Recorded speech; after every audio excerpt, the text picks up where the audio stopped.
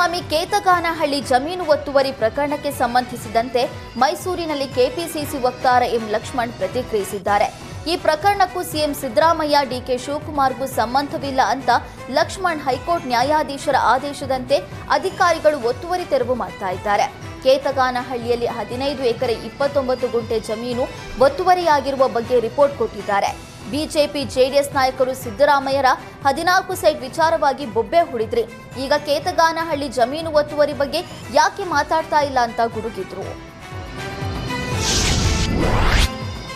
ಬೀದರ್ನಲ್ಲಿ ಮತ್ತೊಂದು ಅಗ್ನಿ ಅವಘಡ ಸಂಭವಿಸಿದೆ. ಯಾರೋ ಕಿಡಿಗೇಡಿಗಳು ಬೃಹತ್ ಆಲದ ಮರಕ್ಕೆ ಬೆಂಕಿ ಹಚ್ಚಿದ್ದು ಮರ ಧಗಧಗನೆ ಹೊತ್ತಿ ಉರಿದಿದೆ. ನಂದಗಾಂವ್ ಗ್ರಾಮದಲ್ಲಿರುವ 100 ವರ್ಷದ ಬೃಹತ್ ಆಲದ ಮರಕ್ಕೆ ಬೆಂಕಿ ಬಿದ್ದ ಸುದ್ದಿ ತಿಳಿದು ಅಗ್ನಿಶಾಮಕ ದಳದ ಸಿಬ್ಬಂದಿ ಬೆಂಕಿ ನಂದಿಸಲು ಹರಸಾಹಸ ಪಟ್ಟಿದ್ದಾರೆ.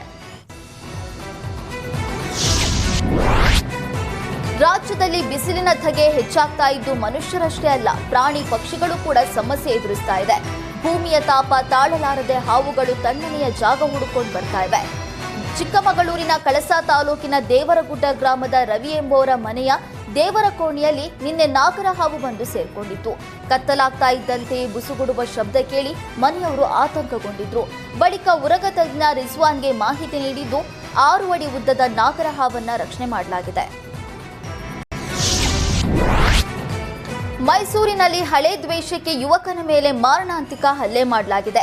ಪಿರಿಯಾಪಟ್ಟಣ ತಾಲೂಕಿನ ಸೀಗೂರು ಬಳಿ ಈ ಘಟನೆ ನಡೆದಿದ್ದು, ಕುಡಿತದ ವಿಚಾರದಲ್ಲಿ ಬೈದಿದ್ದಕ್ಕೆ ಯುವಕ ಮೇಲೆ ಹಲ್ಲೆ ಮಾಡಲಾಗಿದೆ ಎನ್ನಲಾಗಿದೆ.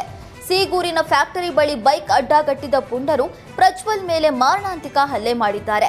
ಪ್ರಜ್ವಲ್ ಐತನಹಳ್ಳಿ ಗ್ರಾಮದವನಾಗಿದ್ದು, ಅದೇ ಗ್ರಾಮದ ನಾಗೇಶ್, ಹಾಸನ ಮೂಲದ ರಾಜೀವ್ ಸೇರಿ 4 ಹಲ್ಲೆ ಮಾಡಿದ್ದಾರೆ. ಗೆಳತಿಯ ಮದುವೆ ಮುಗಿಸಿ ರಾತ್ರಿ ಬರ್ತಾ ಇದ್ದ ವೇಳೆ ಪುಂಡರು ಹಲ್ಲೆ ಮಾಡಿದ್ದಾರೆ ಎನ್ನಲಾಗಿದೆ. ತುಮಕೂರಿನಲ್ಲಿ ಕ್ಷುಲ್ಲಕ ಕಾರಣಕ್ಕೆ ಯುವಕರ ಮಧ್ಯೆ ಗಲಾಟೆ ನಡೆದಿದ್ದು ಸ್ಥಳದಲ್ಲೇ ಹೊಡೆದಾಡಿಕೊಂಡಿದ್ದಾರೆ. ಕೋತಿ ತೋಪಿನಲ್ಲಿ ಈ ಘಟನೆ ನಡೆದಿದ್ದು, ಕುಡಿದ ಮತ್ತಿನಲ್ಲಿ ಹಣಕಾಸಿನ ವಿಚಾರದಲ್ಲಿ ಗಲಾಟೆ ನಡೆದಿದೆ. ಗಲಾಟೆಯಲ್ಲಿ ಸೈಯದ್ ಮೋಹಿನ್ ಎಂಬ ಯುವಕನಿಗೆ ಚಾಕು ಇರಿತವಾಗಿದ್ದು, ಸಿದ್ಧಗಂಗಾ ಆಸ್ಪತ್ರೆಯಲ್ಲಿ ಚಿಕಿತ್ಸೆ ನೀಡಲಾಗ್ತಾ ಇದೆ.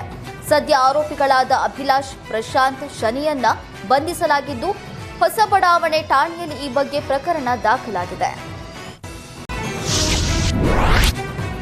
ಕುಮಾರಸ್ವಾಮಿ ಕೇತಗಾನಹಳ್ಳಿ ಜಮೀನು ಒತ್ತುವರಿ ಪ್ರಕರಣಕ್ಕೆ ಸಂಬಂಧಿಸಿದಂತೆ ಮೈಸೂರಿನಲ್ಲಿ ಕೆಪಿಸಿಸಿ ವಕ್ತಾರ ಎಂ ಲಕ್ಷ್ಮಣ್ ಪ್ರತಿಕ್ರಿಯಿಸಿದ್ದಾರೆ. ಈ ಪ್ರಕರಣಕ್ಕೂ ಸಿಎಂ ಸಿದ್ದರಾಮಯ್ಯ, ಡಿಕೆ ಶಿವಕುಮಾರ್ಗೂ ಸಂಬಂಧವಿಲ್ಲ ಅಂತ ಲಕ್ಷ್ಮಣ್ ಹೈಕೋರ್ಟ್ ನ್ಯಾಯಾಧೀಶರ ಆದೇಶದಂತೆ ಅಧಿಕಾರಿಗಳು ಒತ್ತುವರಿ ತೆರವು ಮಾಡ್ತಾ ಇದ್ದಾರೆ. ಕೇತಗಾನಹಳ್ಳಿಯಲ್ಲಿ 15 ಎಕರೆ 29 ಗುಂಟೆ ಜಮೀನು ಒತ್ತುವರಿಯಾಗಿರುವ ಬಗ್ಗೆ ರಿಪೋರ್ಟ್ ಕೊಟ್ಟಿದ್ದಾರೆ. ಬಿಜೆಪಿ ಜೆಡಿಎಸ್ ನಾಯಕರು ಸಿದ್ದರಾಮಯ್ಯರ 14 ಸೈಟ್ ವಿಚಾರವಾಗಿ ಬೊಬ್ಬೆ ಹೊಡೆದ್ರಿ. ಈಗ ಕೇತಗಾನಹಳ್ಳಿ ಜಮೀನು ಒತ್ತುವರಿ ಬಗ್ಗೆ ಯಾಕೆ ಮಾತಾಡ್ತಾ ಇಲ್ಲ ಅಂತ ಗುಡುಗಿದ್ರು. ಬೀದರ್ನಲ್ಲಿ ಮತ್ತೊಂದು ಅಗ್ನಿ ಅವಘಡ ಸಂಭವಿಸಿದೆ. ಯಾರೋ ಕಿಡಿಗೇಡಿಗಳು ಬೃಹತ್ ಆಲದ ಮರಕ್ಕೆ ಬೆಂಕಿ ಹಚ್ಚಿದ್ದು ಮರ ಧಗಧಗನೆ ಹೊತ್ತಿ ಉರಿದಿದೆ. ನಂದಗಾಂವ್ ಗ್ರಾಮದಲ್ಲಿರುವ 100 ವರ್ಷದ ಬೃಹತ್ ಆಲದ ಮರಕ್ಕೆ ಬೆಂಕಿ ಬಿದ್ದ ಸುದ್ದಿ ತಿಳಿದು ಅಗ್ನಿಶಾಮಕ ದಳದ ಸಿಬ್ಬಂದಿ ಬೆಂಕಿ ನಂದಿಸಲು ಹರಸಾಹಸ ಪಟ್ಟಿದ್ದಾರೆ. ರಾಜ್ಯದಲ್ಲಿ ಬಿಸಿಲಿನ ಧಗೆ ಹೆಚ್ಚಾಗ್ತಾ ಇದ್ದು ಮನುಷ್ಯರಷ್ಟೇ ಅಲ್ಲ, ಪ್ರಾಣಿ ಪಕ್ಷಿಗಳು ಕೂಡ ಸಮಸ್ಯೆ ಎದುರಿಸ್ತಾ ಇದೆ. ಭೂಮಿಯ ತಾಪ ತಾಳಲಾರದೆ ಹಾವುಗಳು ತಣ್ಣನೆಯ ಜಾಗ ಹುಡುಕೊಂಡು ಬರ್ತಾ ಇವೆ.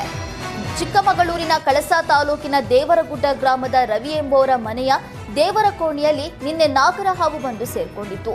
ಕತ್ತಲಾಗ್ತಾ ಇದ್ದಂತೆಯೇ ಬುಸುಗುಡುವ ಶಬ್ದ ಕೇಳಿ ಮನೆಯವರು ಆತಂಕಗೊಂಡಿದ್ರು. ಬಳಿಕ ಉರಗ ತಜ್ಞ ರಿಜ್ವಾನ್ಗೆ ಮಾಹಿತಿ ನೀಡಿದ್ದು, 6 ಅಡಿ ಉದ್ದದ ನಾಗರ ಹಾವನ್ನ ರಕ್ಷಣೆ ಮಾಡಲಾಗಿದೆ.